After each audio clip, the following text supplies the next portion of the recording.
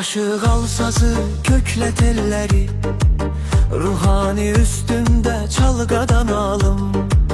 Elimden obamdan hali etmeni, ağlat elde sazı de qadanalım.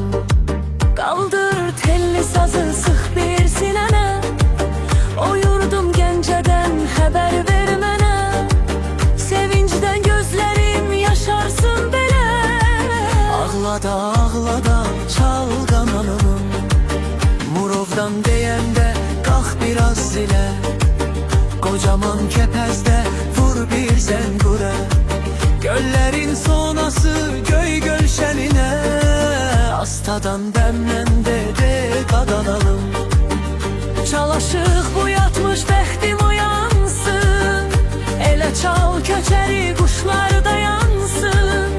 Bu sönmüş çırağım səsindən yansın. Yanıqlı hava çal çalgadanalım. Çalışıq həsrətdən gözüm saralım, günlərim gözləmir ömrüm azalım. Gümanım tek olan Allah'a qalır, təsəlli verici çalgadanalım. Çalışır ruhani könlümü açsın, bu dərdim, kədərim biraz azalsın. Yüreğim dincelsin,